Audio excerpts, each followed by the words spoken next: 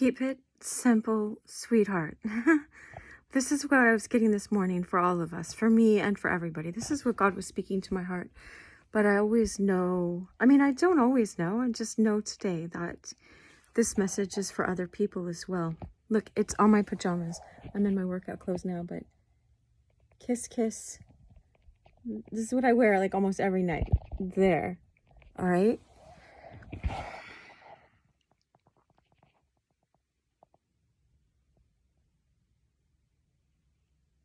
For me, I grew up with a perfectionist father who could never do right enough for his own father. And so I internalized that.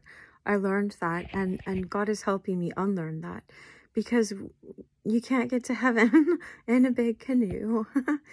Anyway, even on roller skates, it says you'll roll right past those pearly gates. Like we can't, Christ was perfect for us, all right? And so just know that this is the passage. I'll give you a passage if you want to meditate on something, but it's not about doing something more, all right? Keep it really simple. Trust in the Lord with all your heart. Lean not on your own understanding. God is the one that does the heavy lifting, all right? It's hard for us to understand that because, when you're trying to survive in childhood, then you learn that you have to do everything. You have to get everything done yourself. And God's like, just float with me. All right. And so if you've been hurt by people within the church, I've been helped a lot by people in churches, but I've also been hurt a lot by people in churches because people aren't perfect, and the enemy of our soul is going to use anyone he can. But here's good news, right? Here's good news for you. Whether you're in a church right now or you're not, you can meditate. I have a spiritual director, and she was telling me to meditate on this woman that was crippled. And I was like, I don't remember her. So it's in Luke chapter 13, and Luke is the great physician. I'm a doctor in psychology. He's doctoring our souls right now through the grace of the Holy Spirit.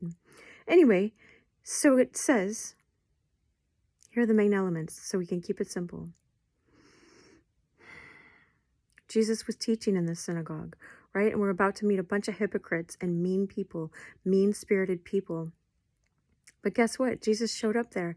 Jesus goes to all of us everywhere, whether we're in the church or outside of the church, whether we're being pushed down by these people and rejected and our boots in our face because we're repeating childhood patterns with other people who are perfectionists towards us, and we haven't let that go or whatever. God will help us. God can help us. Anyway, so he's teaching in the synagogue, and he sees a woman. He sees her, right? Catch these elements. He sees this woman. He calls her to him. It says she had been bent over for 10 and 8 years, 18 years, and could not in no wise straighten herself up. You've tried everything. Like my friend Elliot sang in one of his songs, Elliot Smith, you spent everything you had. You wanted everything to stop that bad. You're dancing on a pot of gold flaked paint.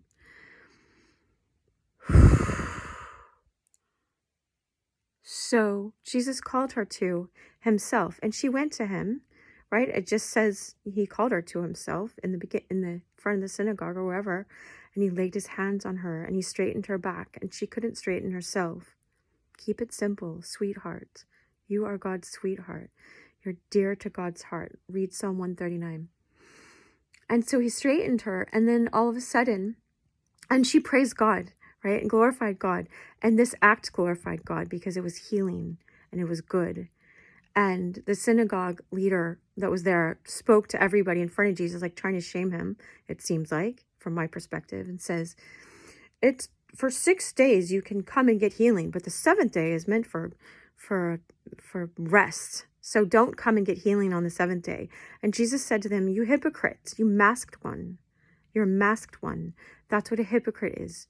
You take your ox and your ass, your donkey and your ox, these things that you make money from, and on the Sabbath day you untie them and bring them to water so that they can have water, so that they can go plow your field the next day. But this woman who's been bound by Satan for these 10 and 8 years, for whatever, if she opened her life up to sin, or if there was trauma in her past, or if there were bloodline curses or whatever is there before, she needed the Holy Spirit. She needed Jesus to put his hands on her and in a loving way, in a protective way, and in a healing way, and straighten her back out, just like a kind masseuse straightened.